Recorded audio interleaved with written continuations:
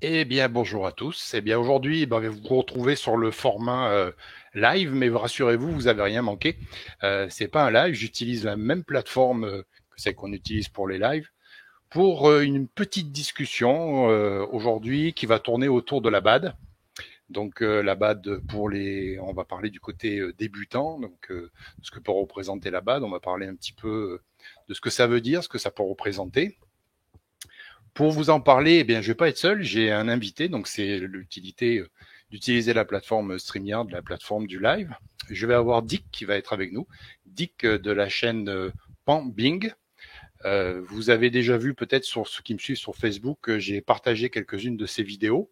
Donc c'est pas quelqu'un qui est nouveau dans le domaine survivalisme, mais c'est quelqu'un qui commence à nous faire des vidéos dans le survivalisme.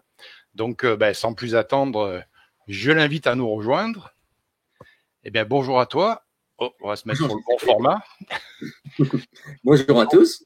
Je vais te laisser un peu nous parler de ce que tu fais, et puis un peu de ta chaîne, et puis qu'est-ce qui t'a amené dans le monde du survivalisme. Avec plaisir. Merci JCB de ton invitation. Alors en ce qui me concerne, depuis assez longtemps, je suis tireur sportif et les différentes disciplines du tir me plaisent au point de participer à pas mal de compétitions. Et ça a été la naissance de la chaîne, c'est-à-dire Pambing. En fait, quand on fait du TSV ou des fun tirs, on tire dans des cibles métalliques, on fait pan. Et si on a tiré là où il fallait, normalement, ça doit faire bing. Voilà, tout simplement. C'est le gong qui résonne. Donc, je me suis jamais trop posé la question du survivalisme parce que j'avais en tête ce fameux cliché du jeune gars qui part tout seul se cacher dans les bois pour fuir le désordre et le chaos. Ça me correspondait pas forcément. Et puis, en regardant dans le rétroviseur de ma vie, comme j'aime à dire, je me suis rendu compte que depuis les Castors Junior, quand j'étais vraiment tout jeune, MacGyver et de nombreuses fictions et films catastrophes, je me suis en fait toujours passionné pour la survie. Je m'étais déjà équipé et préparé, mais sans le savoir. C'est-à-dire que je n'avais pas du tout mis un nom sur cette activité. C'était, je ne veux pas dire inné, mais je me suis jamais vraiment posé la question. Du coup, aujourd'hui, en fait, j'ai du contenu à présenter et quelques histoires à raconter, donc ça tombe plutôt pas mal. Donc le sujet aujourd'hui, on va parler de la BAD, on va faire un petit aller-retour sur la BAD, mais du côté débutant, pour expliquer un petit peu ce que c'est, à quoi ça correspond, etc. D'ailleurs, on a le petit titre qui défile en bas, spécial BAD. Donc on va commencer directement, on va se lancer dans le sujet. Donc c'est quoi une BAD? Donc la BAD, on le sait, bon, ceux qui ne le savent pas, base, c'est l'acronyme de base autonome durable. Donc pour moi, pour ma part, la définition que j'aime bien, c'est dire que c'est un lieu, sans donner plus de précision, c'est un lieu qui est approvisionné, qui est sécurisé et qui tend, du moins qui tend vers une certaine autonomie. Est-ce que cette définition, elle te correspond? Est-ce qu'elle te convient? Tout à fait, tout à fait. Moi, j'ai cette idée d'un abri, la notion d'être à l'abri, dans lequel on va devoir et pouvoir, parce que c'est deux choses différentes, affronter une nouvelle situation, en fait, selon que l'on sera dans une rupture ou un effondrement de la normalité que l'on connaît en vivant tous les jours. Voilà, on vit dans une normalité dès l'instant que ces choses-là vont s'effondrer ou se rompre. Eh bien, la BAD, c'est l'endroit où on recherchera tout ce qu'il faut et on va le développer évidemment tout de suite.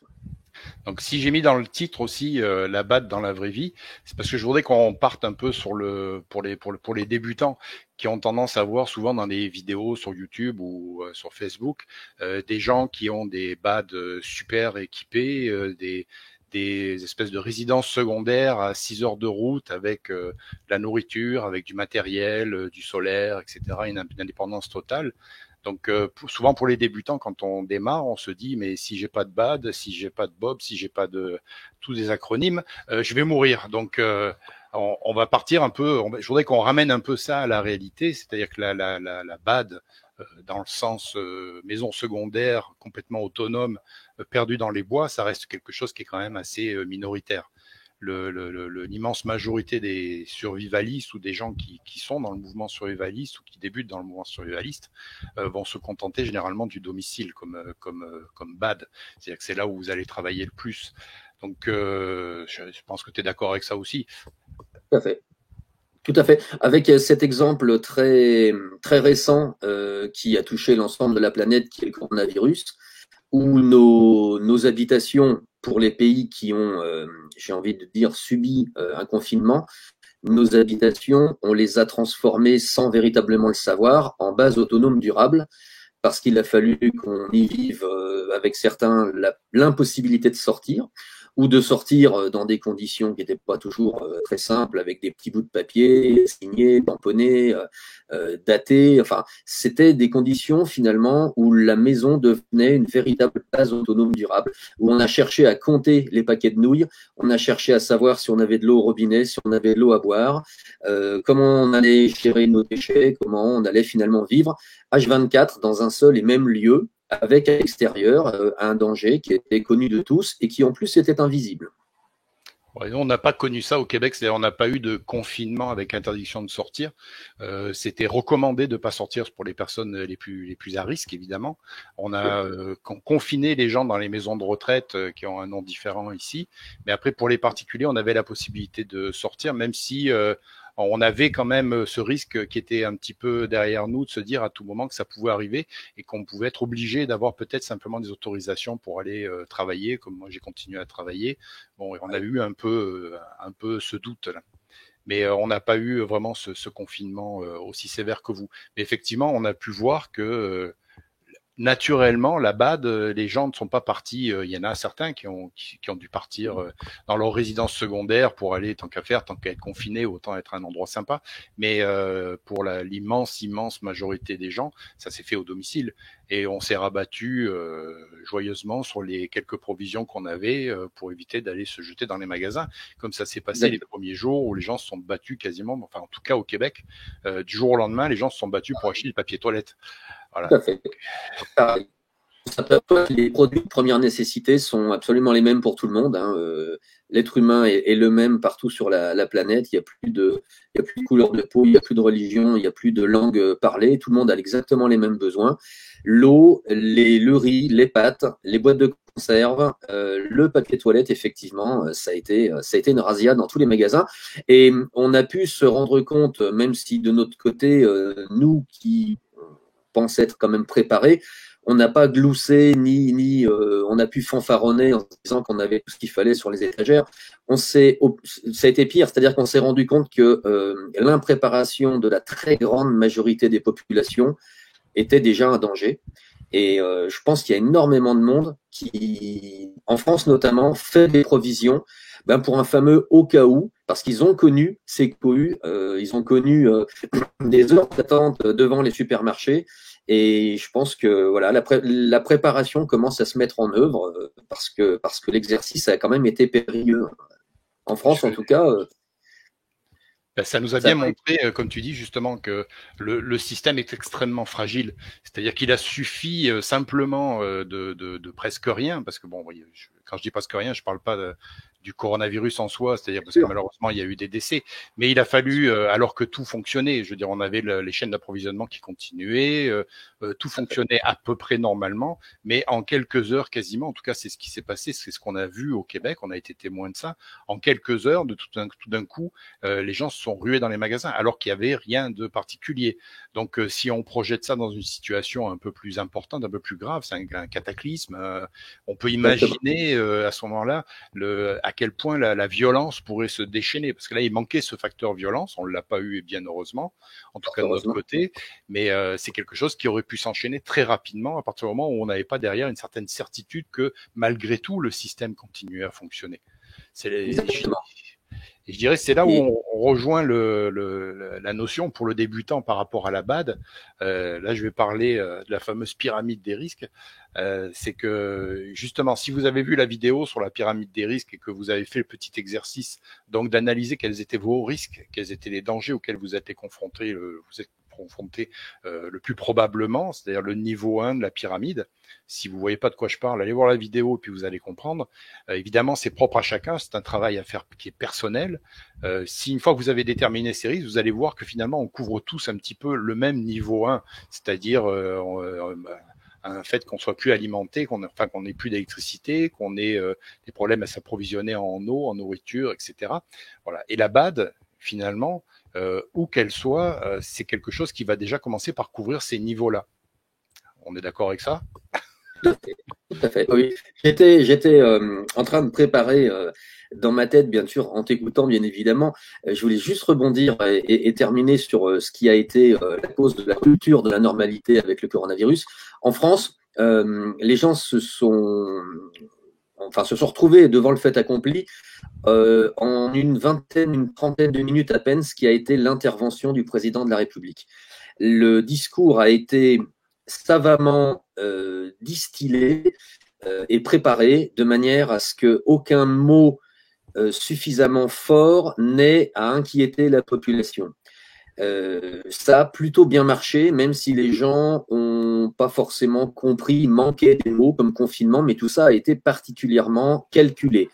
Le problème, je dirais, a commencé à partir du moment où l'ensemble des médias, en une seule soirée et même pendant toute la nuit, ce sont les médias qui ont interprété cette intervention du président de la République, et ce sont les médias qui ont fait monter la sauce et qui ont créé, alors pas une panique, mais une crainte véritable, et c'est ce qui a été la cause de la cohue dans tous les supermarchés, parce que les gens n'avaient pas forcément compris précisément ce qui pouvait se mettre en place. C'était une préparation, c'était tout à fait voulu. Et voilà. Donc, après, on s'est retrouvé dans une rupture complète de la normalité, avec un véritable confinement et des papiers à faire pour pouvoir sortir de chez soi et des contrôles la plupart du temps, sachant que les Français ne savaient pas s'il fallait aller travailler, s'ils pouvaient travailler depuis chez eux ou s'ils devaient rester enfermés. Voilà, ça a été assez compliqué pour beaucoup de gens parce que personne ne savait se positionner par rapport à ce qui avait été dit. Voilà, j'ai fini mon complément sur ce que tu disais. Mais je dis la même chose, je vais te dire la même chose, c'est que nous, ça s'est passé comme ça aussi au Québec. C'était un vendredi, j'ai plus la date, mais c'était un vendredi. Puis tous les jours, on avait le Premier ministre, puisque nous, c'est un Premier ministre qui gère la province, qui faisait une allocution tous les jours à 13h.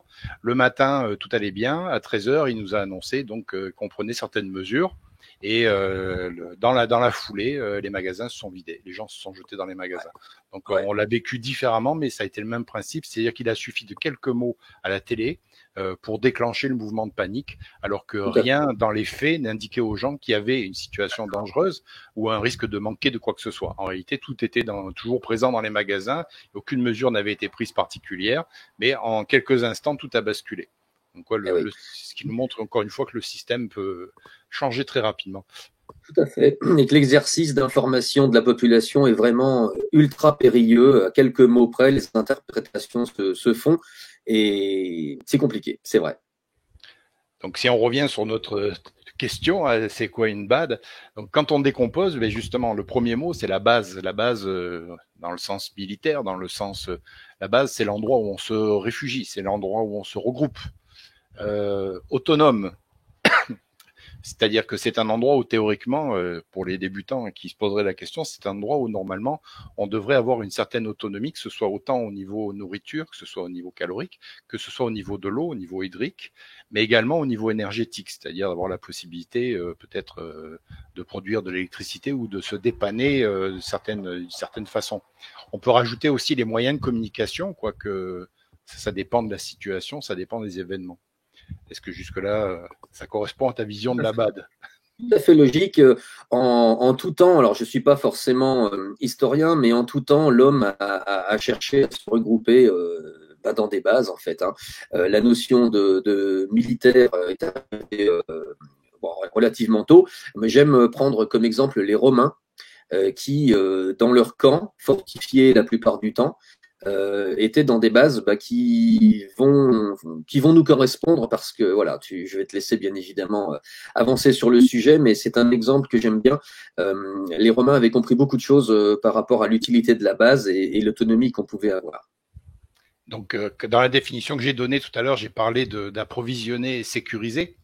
Approvisionner, donc on est dedans, nourriture, eau, etc. Sécuriser, c'est-à-dire avec les moyens du bord, avec les moyens possibles, en respectant les lois évidemment, et visant à l'autonomie, une certaine autonomie, c'est-à-dire que on n'est pas forcément autonome complètement, mais du moins on essaye de pallier un petit peu à certains inconvénients et être capable de s'en sortir. Donc ça correspond très bien, je pense, au premier niveau de la pyramide.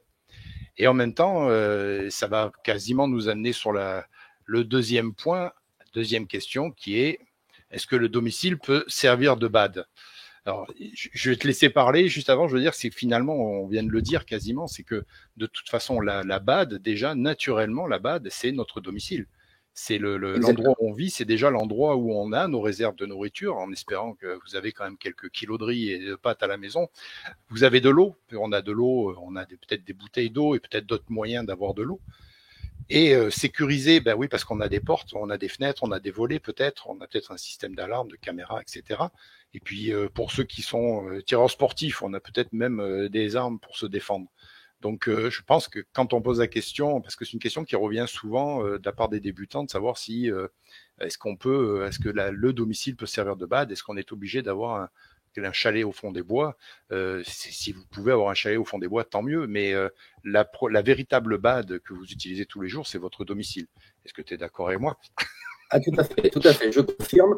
Je me permets de reprendre toujours un exemple que les gens ont vécu, toujours ce coronavirus, parce que c'est vraiment tout frais et j'ai même envie de dire, je crois on n'a pas encore terminé avec cette histoire, mais concernant le mois de mars, le mois d'avril et même le mois de mai en France, de nombreuses personnes qui sont des habitants de grandes métropoles, voire mégalopoles comme la capitale Paris, ont compris très rapidement qu'il fallait fuir car leurs conditions de confinement dans des appartements étaient à la limite de ce qu'ils pouvaient supporter.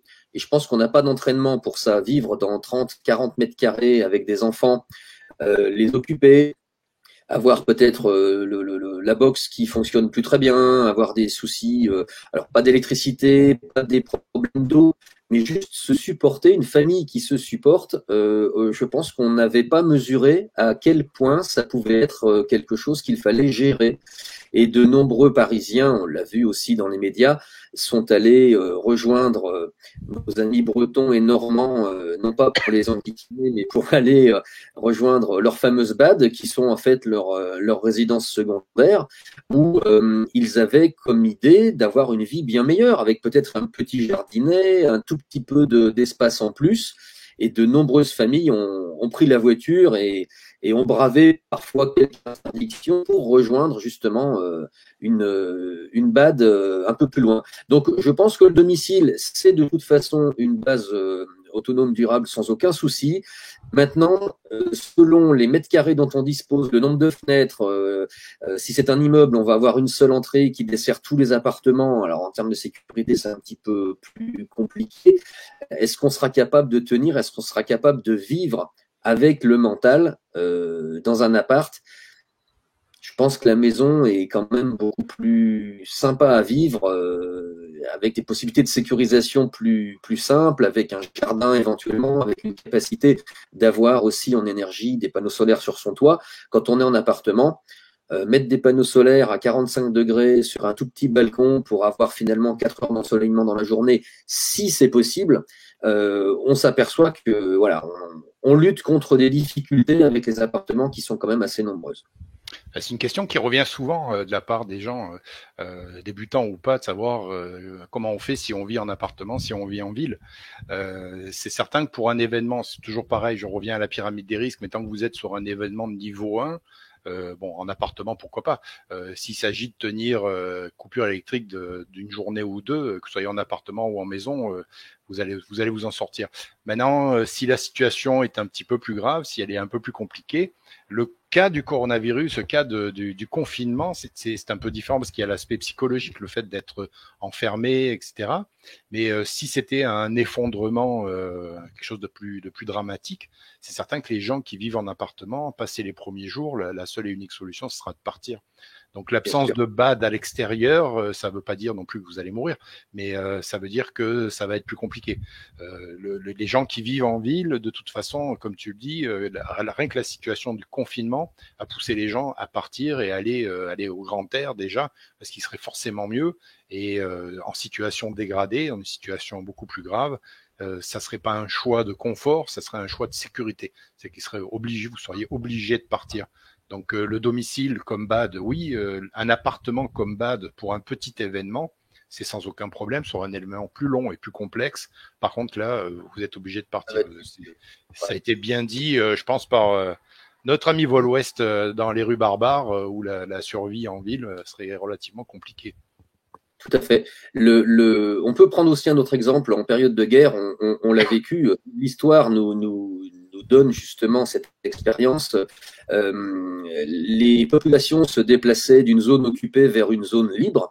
Et on a aussi le choix d'avoir, si bien sûr on peut réaliser le transport, le voyage, de rejoindre de la famille. Et cette fois-ci, la maison de cette famille deviendra une bad collective. Donc on peut fuir son appartement par exemple en ville pour rejoindre de la famille qui dispose d'une maison dans un endroit non infecté,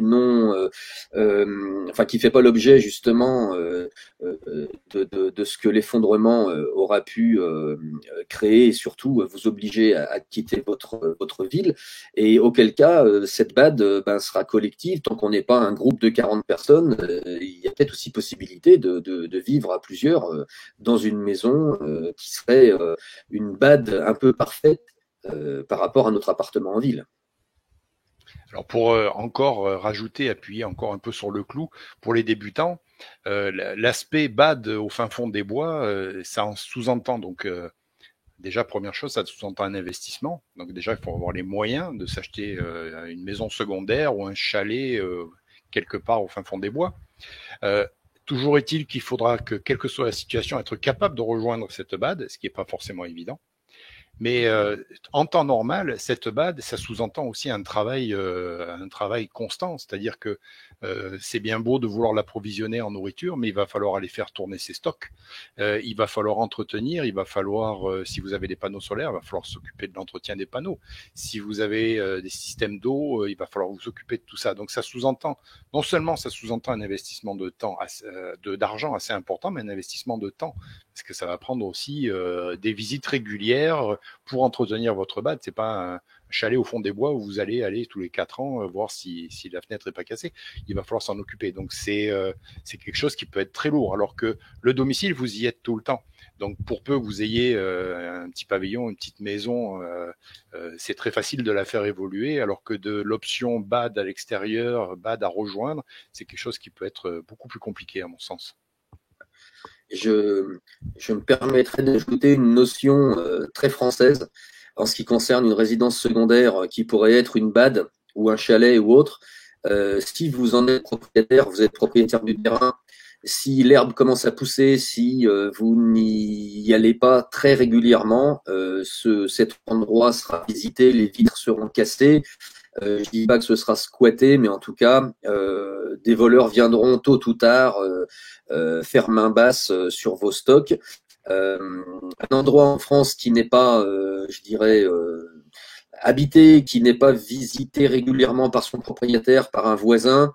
Il y a des signes qui ne trompent pas, du courrier qui s'accumule dans une boîte aux lettres, éventuellement ne serait-ce que des publicités, des herbes qui ne sont pas tondues, des volets sur lesquels on voit des toiles d'araignée qui prouveraient qu'ils n'ont pas été ouverts depuis longtemps.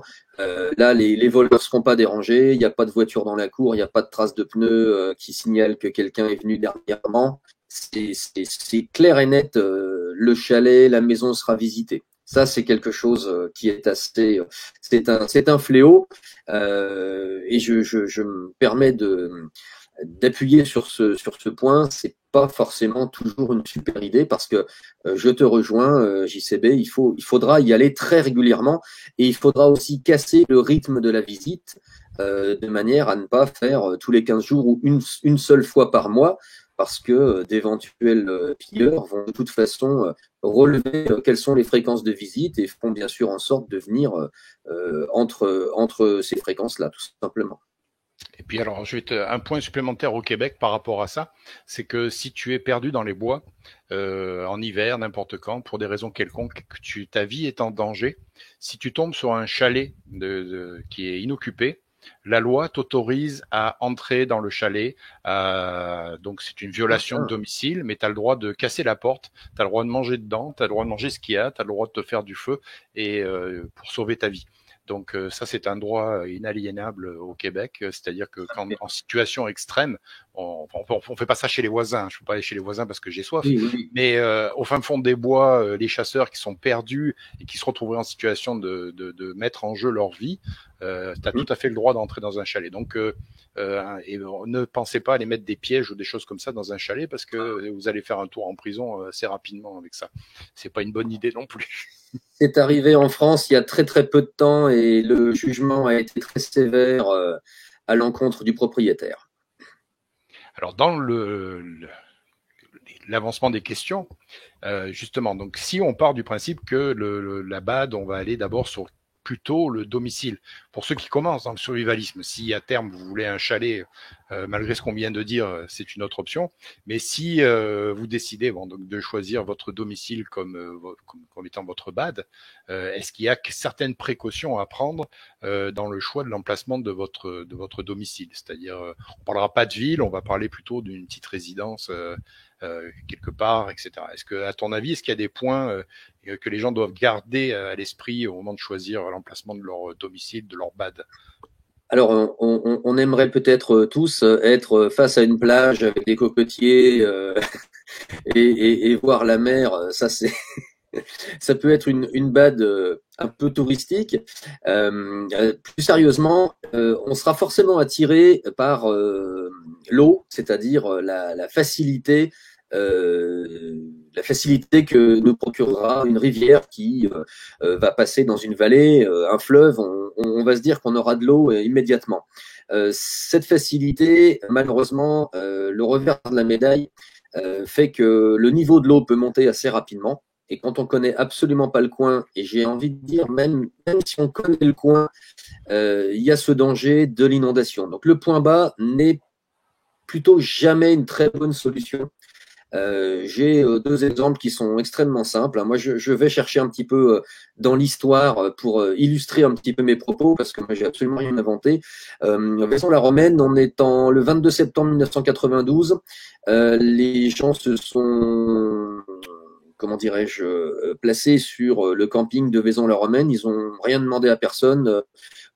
C'était leurs vacances. Ils ont payé les emplacements.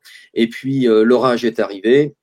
Dans la nuit, personne n'a rien compris. On a eu 37 morts avec une montée soudaine de l'Ouvèze qui est une montée qui s'était déjà produite, mais qui a été un phénomène absolument extraordinaire. Et là, c'est absolument incompréhensible. On a exactement le même problème bien plus tôt en 1959 du côté de Fréjus, la nuit du 2 décembre 59, où le barrage de Malpasset a cédé. Suite à des problèmes de construction, dans le choix de l'emplacement, suite à des problèmes, je dirais, de gestion, qui sont des problèmes complètement humains. Et là, ce sont les Romains, une fois encore, qui ont aidé à sauver des vies parce que tous ceux qui habitaient dans la vieille ville de Fréjus ont été épargnés.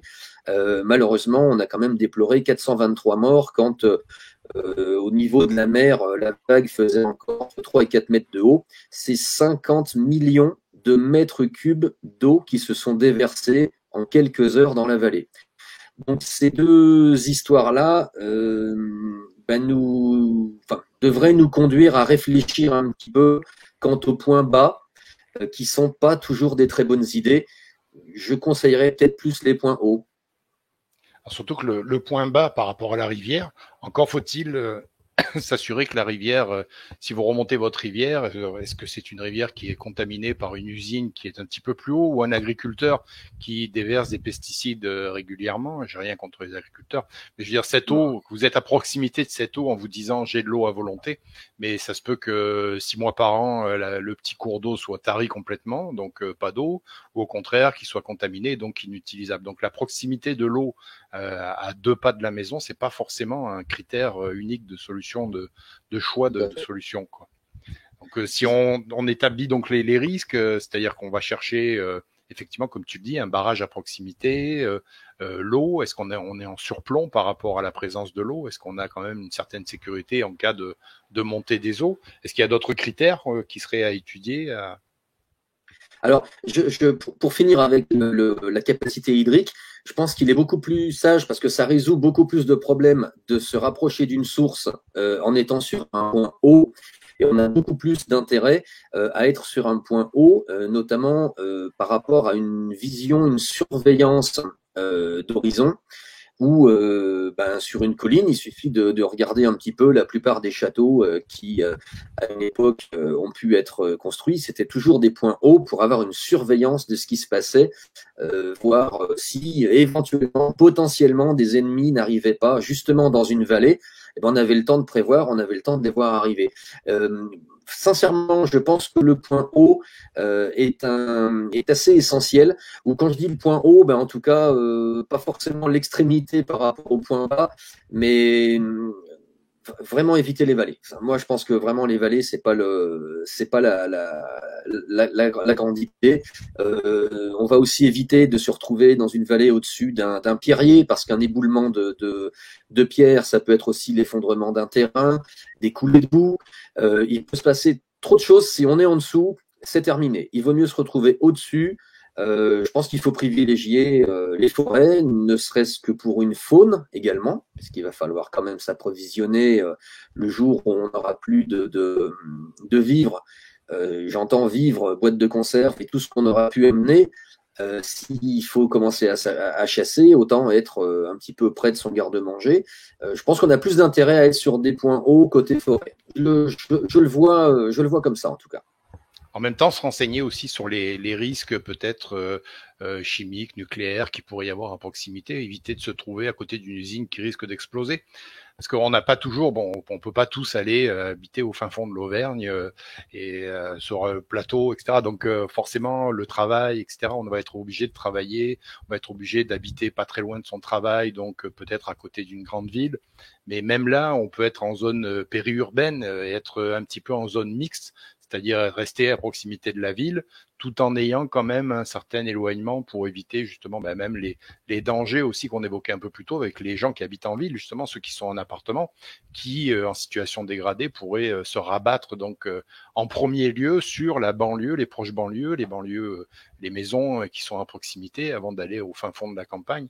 Donc évidemment, on ne peut pas vous dire qu'il faut forcément que votre domicile soit à 200 km de la première ville, parce que c'est pas réaliste dans la vraie vie. Le travail, on a besoin d'être à proximité. Voilà. Mais peut-être quand même essayer de se sortir des centres-villes, éviter les appartements, on en a parlé plus tôt, et trouver des solutions qui nous permettent une situation un peu mixte, un peu mélangée entre les deux, et puis établir donc ces risques qui soient nucléaire, industriel, chimique, etc. Ça peut être un peu les points à voir. Est-ce que tu as d'autres points qui te viennent à l'esprit? L'idée effectivement de rester un petit peu en périphérie me fait penser que l'ultra-urbanisation est quand même à l'origine des nouvelles inondations en fait. Les gens crient au réchauffement climatique en expliquant que jamais il a plu autant parce qu'en fait jamais je n'ai eu 40 cm d'eau dans mon garage ou dans mon salon, dans ma salle à manger. Effectivement, c'était jamais arrivé en termes d'inondation d'avoir 40 cm qui rentraient dans la maison parce qu'avant il n'y avait pas de maison. Avant c'était des prés, c'était des champs, il y avait des haies. Le sol n'était pas bitumé ou bétonné et effectivement l'eau arrivait à s'écouler du ciel jusqu'au sol, du sol jusqu'à un point bas sans avoir à inonder les habitations. Et je souhaite faire ce petit point Dans le sud de la France notamment, beaucoup de gens sont dans un désarroi terrible parce que leur maison est invendable. Ça fait 2 ou 3 fois qu'ils subissent des inondations extraordinaires. Je pense qu'il faut savoir raison garder et se dire que l'homme a bétonné, a surbétonné et a surbitumé, ce qui fait que les sols n'ont plus aucune capacité de boire, de réceptionner l'eau, de la stocker. Donc maintenant, elle ruisselle, elle prend de la vitesse, ça fait de plus en plus de volume, et évidemment, ça vient détruire nos biens en tant que citoyens des villes. En campagne, et il faudrait aussi pouvoir se méfier d'une maison qui est en vente depuis une dizaine d'années à un prix relativement bas. C'est pas logique. Si vous avez à investir dans une résidence secondaire qui serait votre future base autonome durable, méfiez-vous des maisons qui peuvent être à des prix vraiment défiant toute concurrence, mais qui sont en vente depuis fort longtemps. Ça cache un loup en général. Alors, soit le terrain est effectivement inondable, soit le terrain, c'est l'ancienne décharge municipale qui a été renflouée en 1990, et dessous, vous avez 150 millions de mètres cubes de déchets. Enfin bref, je pense qu'il faut faire attention à ce genre de choses. Et quand maintenant, à l'emplacement à côté d'une centrale nucléaire ou autre, je pense qu'il est on ne peut plus sain de se renseigner avant, de savoir ce qui peut se passer et pourquoi les prix sont parfois aussi bas. Je pense que ça joue aussi énormément. Donc, si tu n'as plus rien sur ce sujet-là, sur ce point-là, on peut passer peut-être au point suivant. Avec plaisir. Là, ça va être pas mal toi qui va parler parce que tu vas nous parler d'une solution que tu connais bien. Donc les solutions alternatives, donc la BAD, le chalet, la BAD, le domicile, ou la BAD chalet au fond des bois. Est-ce qu'il y a une autre solution? Est-ce qu'il y a un entre-deux? Est-ce qu'il y a quelque chose qui pourrait être utile? Je te laisse parler. Je te remercie. Depuis 3 ans, en fait, je découvre le concept d'une nouvelle BAD qui n'est pas sédentaire, justement. C'est la fameuse BAD mobile qu'on connaît très bien à Gotham City. Et plus sérieusement, c'est le camping-car. L'intérêt du camping-car, c'est que c'est avant tout un véhicule. C'est un véhicule qu'on a la capacité de garer chez soi. Alors évidemment, je reviens vers les mégalopoles et les gens qui habitent en appartement. On va évidemment avoir du mal à garer son camping-car dans ces endroits-là. Mais si on a la chance d'être un peu plus en banlieue avec une petite cour, on peut peut-être avoir son camping-car garé à la maison. Ça veut dire qu'en termes de surveillance, en termes de préparation, que ce soit pour les pleins d'eau, que ce soit pour les vivres, l'autonomie des bouteilles de gaz, nettoyer les fameux panneaux solaires que la plupart des camping-cars ont aujourd'hui sur le toit, ben ça se fait très simplement, ça se fait au jour le jour. Le véhicule est garé chez vous, donc vous avez un accès absolument direct. Vous gonflez les pneus, vous faites absolument ce que vous voulez avec. Il est d'ailleurs recommandé de s'en servir assez régulièrement pour le maintenir dans de bonnes conditions mécaniques, tout simplement. Donc ce camping-car, le grand intérêt, c'est qu'en tant que véhicule, si tant est que les rues puissent être praticables, eh bien vous allez vous en servir pour partir, non pas rejoindre une BAD, puisque vous êtes déjà au volant de la BAD dite mobile. C'est très intéressant parce que, notamment en cas d'accident NRBC, donc dans l'ordre nucléaire, radiologique, biologique ou chimique, il va falloir aller dans le sens qui n'est pas le sens du vent. Les médias ou les préfectures vont peut-être le dire sur les messages qui seront distillés sur les radios. L'intérêt, il va être de partir dans le bon sens, dans la bonne direction. Voilà. Alors, si votre BAD sédentaire se trouve à l'endroit où il ne faut surtout pas aller, c'est tant pis. Avec le camping-car, c'est... Pourtant, en France, rappelle-toi de Tchernobyl, nous, on avait quand même des frontières qui arrêtaient les nuages. Les nuages radioactifs, tu t'en souviens? Oui, c'était très bien fait. La France était très bien préparée. On pouvait acheter une salade à Strasbourg, mais il ne fallait surtout pas manger celle qui venait de Kiel, juste en face en Allemagne. Vraiment, ça a été très bien pensé. On peut... Alors, non, mais je comprends pourquoi. Aujourd'hui, on a. Alors, il faudrait qu'on puisse le mettre peut-être en lien, je te le donnerai, mais j'ai trouvé un site internet qui s'appelle, je crois, windy.com, qui est un site qui donne en temps et en heure le sens et la puissance des vents partout sur le globe. Et on se balade en fait là-dessus comme quand on est sur Google Earth. Oh, j'ai super bien fait le Earth. Et du coup, on voit exactement quels sont les vents, quels sont les courants d'air. Je crois qu'on a même leur température et leur vitesse. Et ça, c'est quelque chose qui ne triche pas parce que c'est du shareware, je crois qu'on dit ça comme ça. Ouais. C'est pas payant. Donc, on peut s'en rendre compte et on se sera rendu compte. Et tu as bien fait de, de parler des médias et de leur grande sagesse.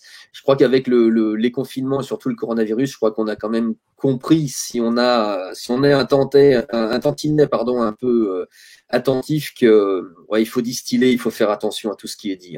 Mais voilà, pour revenir au camping-car, en tout cas, c'est une base autonome durable qui est relativement complète.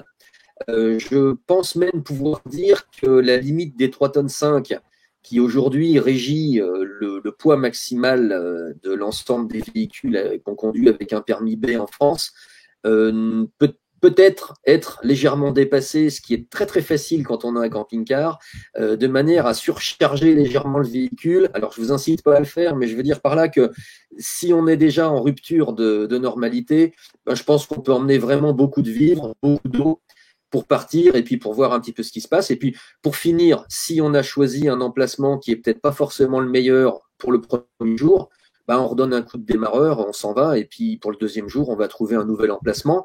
Et cette autonomie et cette liberté qu'on a, on ne pourra pas la retrouver aussi facilement. Déjà, on ne pourra pas la retrouver avec une BAD sédentaire, ça je crois que c'est clair. Mais quand on a du carburant, tant qu'on peut peut-être rejoindre un endroit où il y a du carburant, on pourra aussi rejoindre des endroits où on pourra s'approvisionner pour des vivres, pour plein de choses. Et je crois que c'est une alternative. Bon, on n'y pense pas forcément tout de suite hein, quand on pense chalet ou cabane dans une forêt.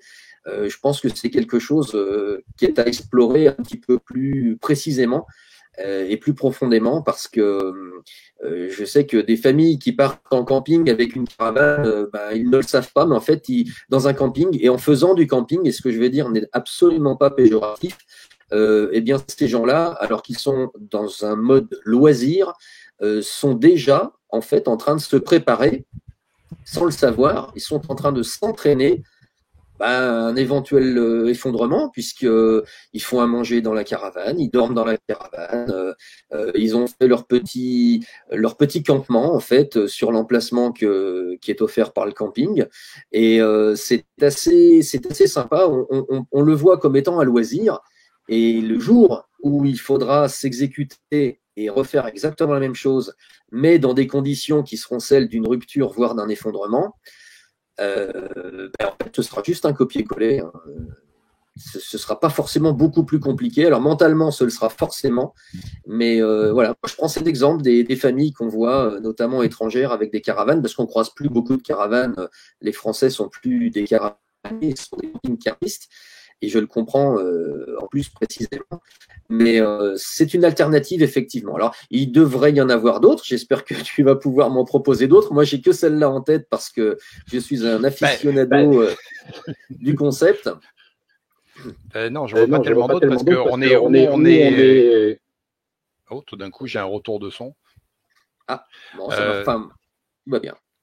Donc les alternatives, j'en vois pas tellement parce que ou c'est le domicile qui devient la BAD, ou alors on a effectivement un chalet au fond des bois, ou alors on a une BAD commune, c'est-à-dire avec des membres de la famille, on a une maison de famille qui est à la campagne et qui servirait de refuge à condition évidemment que les membres de la famille soient tous un petit peu dans la même philosophie ou du moins une certaine ouverture d'esprit, ou ça peut être une BAD de communauté, c'est-à-dire un groupe de gens qui ont construit, qui établissent une BAD quelque part et qui s'en occupent, qui l'entretiennent et qui auront comme objectif de la rejoindre en cas de bris de normalité, en cas d'effondrement. Maintenant, la solution du camping-car, alors je le dis avant qu'il y en ait qui nous mettent dans les commentaires, oui, mais c'est certain que le camping-car, ça sous-entend qu'il faut avoir accès aux routes. Ça passe pas à travers les bois, donc effectivement, il faut avoir des routes. Effectivement, pour pouvoir se déplacer, il va falloir y mettre de l'essence dedans, que ce soit du gasoil, de l'essence. Donc, il faut réussir à l'approvisionner.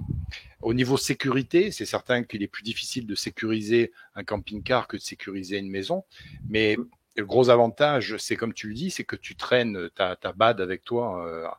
Du moment que tu sors, tu la traînes avec toi. Si pour une raison quelconque, tu sens qu'un endroit n'est pas sûr, qu'un endroit est qu'il pourrait y avoir des conflits, qu'il pourrait y avoir quelque chose, tu mets la clé dans le contact et tu t'en vas et tu vas un peu plus loin. Voilà, donc ça c'est très facile à gérer là-dessus.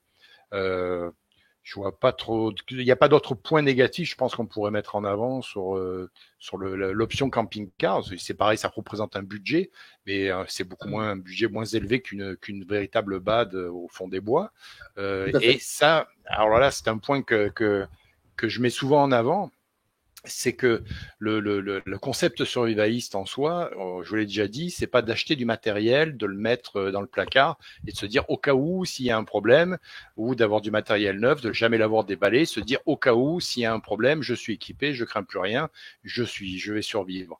Tout ce que vous devez acheter, tout ce que vous achetez, c'est théoriquement du matériel que vous devez utiliser. Vous devez le pratiquer, vous devez vous en servir.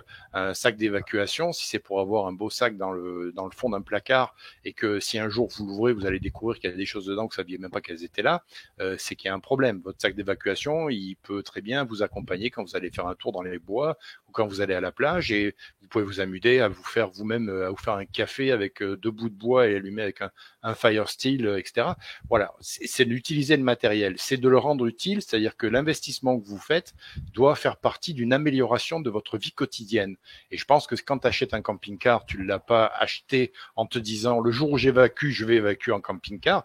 Tu l'as acheté d'abord dans un premier lieu pour les vacances, pour te faire plaisir, pour sortir avec. Et en plus, ça t'apporte une sécurité, ça t'a créé une option qui est super intéressante, voilà, et qui n'est pas un achat compulsif, excessif, rangé dans un garage, qu'on sortira simplement en situation désastreuse.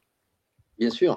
Le coût, effectivement, c'est un investissement. Moi, j'ai choisi, j'ai opté pour l'occasion parce que j'avais absolument pas la capacité financière de passer sur du neuf. Et c'est ce qui m'a permis d'opter pour un modèle qui, j'ai fait le calcul dernièrement, a répondu à 95% de mes souhaits sur tous les points qui font qu'on recherche un véhicule avec tel ou tel critère. Donc voilà, j'ai trouvé, j'en suis très content. On a encore comme alternative, parce que je viens d'y penser immédiatement, le bateau. Si on a la capacité de rejoindre un bateau, tout comme on aurait la capacité de rejoindre une BAD sédentaire, donc on imagine que les routes sont plus ou moins praticables, et puis s'il faut y aller à pied, ma foi, on ira à pied. Mais pour les personnes qui habitent, pas forcément, je ne parle pas des zones intérieures, hein, je parle, en ce qui concerne la France, Méditerranée et océan Atlantique, je pense que le bateau, s'il est ancré non loin du rivage avec une petite annexe qui permet de revenir assez facilement sur Terre, ça peut aussi être une alternative. Dès l'instant qu'on parle d'un bateau dans lequel on a bien sûr des couchettes et qui finalement se trouve un camping-car qui flotte, complètement idiot comme comparaison, mais voilà, couchage, appareil de cuisson, réfrigérateur, éventuellement gaz et surtout éolienne et panneaux solaires. Là, c'est quand même assez intéressant. Si en plus on est sur un voilier, on va oublier le phénomène de trouver de l'essence ou du gasoil. Donc, on a déjà réglé un problème qui est assez conséquent. Et une fois encore, une petite annexe équipée de bonnes rames permet de revenir sur Terre assez régulièrement, quitte à changer justement l'emplacement du mouillage. Je pense qu'il peut s'agir d'une alternative parce que dernièrement, j'ai vu, comme beaucoup de gens, je crois, un reportage en France qui s'est passé sur un bateau de croisière qui, au milieu de son tour du monde, a appris que le monde était en train de se confiner et qui a malheureusement subi le refus de nombreux ports qui ne voulaient pas l'accueillir. On se dit que sur ce bateau, les gens étaient en fait en totale liberté sur un bateau. Mais en tout cas, il n'y avait pas de port de masque, il n'y avait pas de cas de quoi que ce soit, puisqu'ils avaient échappé en fait au virus. Là, le cas est très précis. Mais le coût du bateau, et quand on voit la surface des mers sur le globe, l'idée, pas le coût, mais l'idée du bateau, c'est pas idiot. Enfin, je pense que c'est pas idiot. Il y a le film Waterworld qui nous ramène un peu à l'idée que ben ouais, il faut aussi savoir vivre et composer avec la mer. Potentiellement, ouais, c'est une alternative, je pense. Je sais pas ce que tu en penses, mais Oh oui, c'est une option, c'est une option. Puis ça me vient, tant que j'y pense, puisqu'on est dans la mobilité, une chose importante aussi, et là j'invente rien, je vais juste citer celui qu'on connaît tous, Vol West, qui le dit assez souvent dans ses vidéos depuis des années, concernant son matériel. Il essaye de mettre en avant souvent le matériel mobile, même dans la BAD. C'est-à-dire que par exemple, comme pour les réserves d'eau, il est plus sur des réservoirs plastiques mobiles, c'est-à-dire la possibilité de déplacer les éléments clés de sa BAD. Les systèmes de radio mobile, Nico de la chaîne Nico Firearm nous a montré récemment ce qu'il avait fabriqué, c'est-à-dire la possibilité d'avoir un panneau solaire, batterie et moyen de communication, tout ça dans une boîte qui peut emmener, partir avec. Pardon.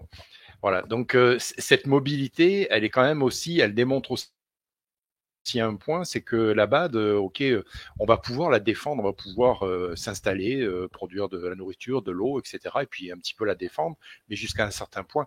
Il peut y avoir des situations, c'est certain, dans la vidéo scénario récemment où on parlait justement de la défense du domicile, on parlait de quelques individus, et je pense que si vous avez une quarantaine de gars armés qui remontent la rue, qui ont décidé de venir prendre votre maison parce que vous avez de la nourriture dedans et des panneaux solaires, qu'est-ce que vous allez faire? Vous allez partir.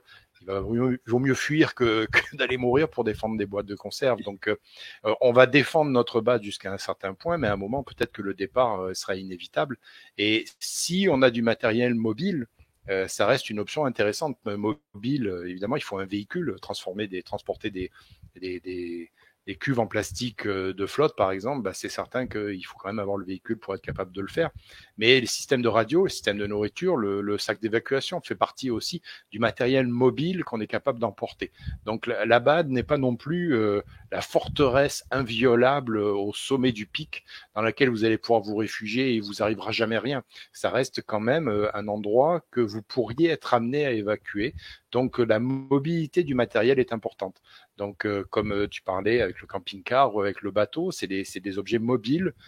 Si on a la possibilité de les avoir, si on a la possibilité de les rejoindre, ils nous donnent une certaine mobilité. Voilà, c'est le petit point que je voulais ramener là-dessus.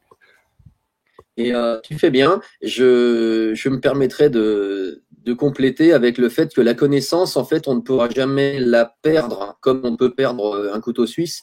On ne peut pas l'oublier comme on pourrait partir en ayant oublié son sac EDC ou on peut partir en oubliant un réchaud. Voilà. Je crois que ce qui est vraiment fondamental, c'est la connaissance.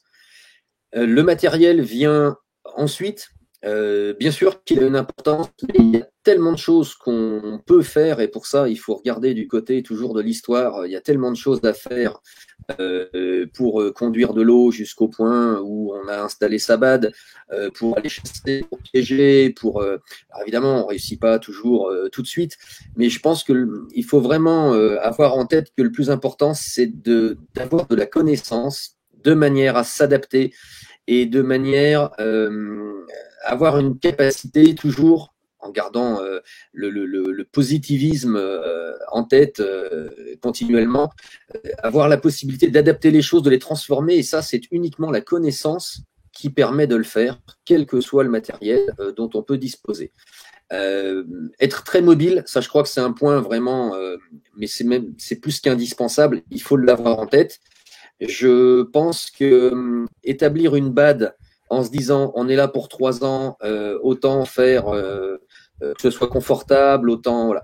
Eh bien le jour où ça part en fumée parce que on a voulu absolument nous faire sortir d'ici, donc il y a eu le feu, on nous a attaqué, on aura toujours mal au cœur de partir parce qu'on y a passé des heures à faire des choses qui sont confortables. On avait même fabriqué des transats, je crois que le côté matériel, faut pas qu'il prenne une trop grosse place en fait. Il a une importance en ce qui concerne faire du feu et survivre, mais il faut être dans la capacité de quitter sa BAD aussi rapidement et aussi facilement qu'on a quitté son domicile en cas d'effondrement, par exemple. Et je finirai en disant que pour le cas du camping-car, très précisément, en termes de sécurité, un chien, voire deux chiens, c'est absolument génial. C'est un des meilleurs systèmes d'alarme qui puisse exister, parce qu'au moment où vous avez relâché, vous, votre vigilance, le chien, il est en mode où lui, il relâchera jamais. Si vous lui avez expliqué que c'est l'endroit où la famille vit, il le défendra bec et ongle. Et il a des oreilles et un nez qui marche des 1000 fois mieux que les nôtres. Et voilà, c'est un animal de compagnie, mais c'est une compagnie dont je ne saurais plus, moi, me passer, notamment pour la sécurité. Aujourd'hui, en France, on ne peut pas se garer n'importe où avec son camping-car. Je ne parle pas des emplacements et de la législation, je parle de sa sécurité. Et le chien est vraiment, vraiment une sonnette d'alarme extraordinaire. Voilà. Donc je pense qu'on va pouvoir aller, si tu es d'accord, tranquillement vers la conclusion. Avec plaisir. Donc, euh, pour ma part, je dirais que bon, on a fait un peu le tour. J'espère que j'ai assez appuyé sur le fait, en parlant, en m'adressant aux débutants, que bon, donc oui, la BAD, voilà, laissez de côté un peu le fantasme de la BAD. Super équipé au fond des bois. Pensez que votre BAD, c'est votre domicile. Ne pensez pas, n'essayez pas de vous préparer à la troisième guerre mondiale. Revoyez votre pyramide des risques. Occupez-vous en priorité du niveau 1 et vous allez voir que ce qui est important, c'est d'avoir de la nourriture, d'avoir de l'eau, d'avoir peut-être une certaine résilience énergétique pour être capable de subvenir face à des petits événements. C'est ce qui nous pend un peu à tous au nez en permanence. C'est les coupures électriques, c'est des choses simples. Donc ne partez pas, ne vous dites pas si j'ai pas une BAD avec je vais mourir. Non, la BAD en soi, donc ce terme un peu générique, on peut considérer que dans la majorité des cas c'est votre domicile et que vous pouvez arriver à un niveau d'équipement et de protection assez facilement en limitant les investissements avec quelques connaissances. Et puis dans le temps, toujours pareil, on est sur le principe de la préparation horizontale, c'est-à-dire vous favorisez pas un secteur dans votre préparation, mais la globalité, vous faites monter en puissance la globalité de votre préparation, qui vous amènera peut-être à un moment au niveau 2, et puis peut-être que dans le temps, vous arriverez même au niveau 3, et que vous aurez effectivement une BAD très bien équipée et très bien protégée au fond des bois, ou un camping-car à la Mad Max avec des pics de partout et la réserve de carburant à l'arrière, je sais pas. Voilà. Donc, en conclusion, c'est ça, je veux insister sur ce point, c'est que la BAD, commencez déjà par vous poser les bonnes questions sur votre domicile et ce que vous devriez faire à votre domicile, tout en gardant en tête l'idée, comme tu l'as très bien dit tout à l'heure, que à tout moment, même votre BAD, même la plus belle des BAD, vous pouvez être susceptible de partir et d'être obligé de l'abandonner pour X raisons. Si vous êtes simplement pris dans un incendie, votre BAD, vous aurez beau avoir des armes, etc., ça marchera pas, faudra partir, faudra évacuer. Donc c'est pas quelque chose de ferme et de définitif. Et sur le conseil de notre ami Vol Ouest, je reviens là-dessus, gardez une certaine mobilité sur le matériel qui se trouve dans votre BAD, de manière à être capable, comme votre sac d'évacuation, c'est votre kit de survie, on va dire, même si c'est pas un sac de survie, mais c'est un peu votre kit de survie pour évacuer. Vous partez, vous laissez beaucoup de choses derrière vous, mais ce qui compte, c'est la vie, c'est votre vie, la vie de vos proches. Pour la BAD, c'est la même chose. Vous laisseriez tout ce que vous avez mis des années à préparer, mais vous le faites simplement pour sauver votre peau, sauver la peau de vos proches. Donc voilà, c'est ma petite conclusion. Je te laisserai le mot de la fin. Peut-être que tu veux nous dire pourquoi, je pense qu'on n'a pas abordé, pourquoi on te voit pas bien. Est-ce que tu es mal cadré ou est-ce que c'est un choix? Non, non, non, non, non. Non, non, en fait, c'est très simple. Ça profite, enfin, je profite de l'instant pour revenir un petit peu sur les armes et notamment la défense.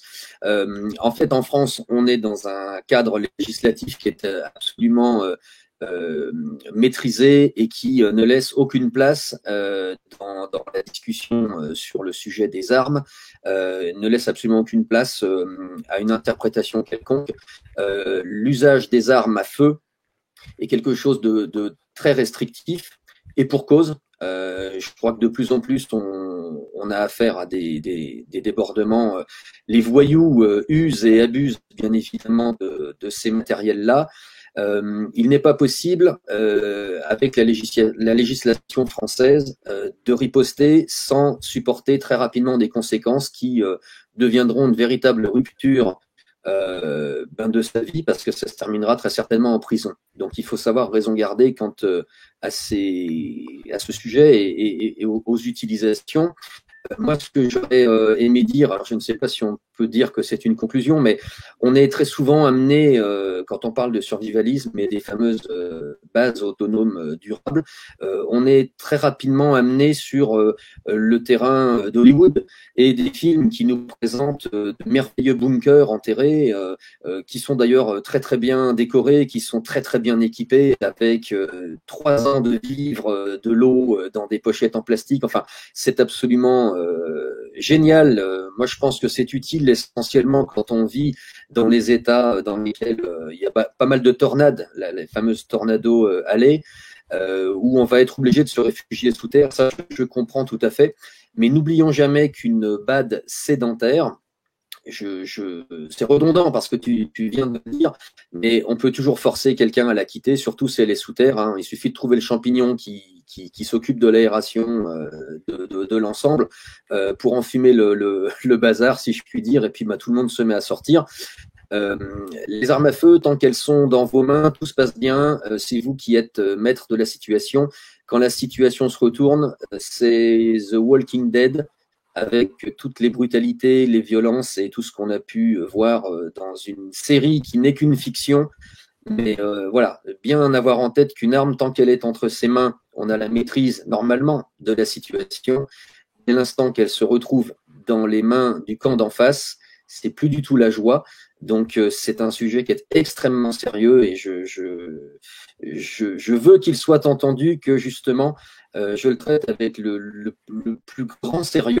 Et à ce propos, vu les fonctions que je m'apprête à bientôt prendre dans le domaine des armes, notamment l'instruction de leur maniement, je préfère ne pas montrer mon regard et ma très jolie coupe de cheveux. Vous ratez un truc extraordinaire, je suis vraiment désolé. Mais voilà, cet anonymat est mesuré bien en fait, voilà, par rapport à la législation et par rapport à tout ce qu'on peut dire sur les armes. Je préfère être prévoyant aussi de ce côté-ci. Voilà. Je peux confirmer parce que je t'ai vu plein plein écran, et puis moi, les cheveux moitié bleus, moitié roses, c'est vrai que ça te va très bien. C'est un style, c'est un style. Je n'imposerai pas cette mode, mais c'est gentil, ça me va. Voilà, ben on va conclure là-dessus. Je pense que bon, vous avez vu, donc c'est un format un peu différent puisque vous pouviez pas participer puisqu'il s'agissait pas d'un live. Je pense que c'est intéressant de pouvoir discuter continuellement, enfin en continu comme ça du sujet. Maintenant, si dans les commentaires vous pensez que ça pourrait être intéressant de faire un live avec les mêmes participants, avec Dick qui serait avec nous, de faire un live sur le sujet spécifiquement pour répondre à vos questions, à vos interrogations, bah, juste à me le mettre dans les commentaires.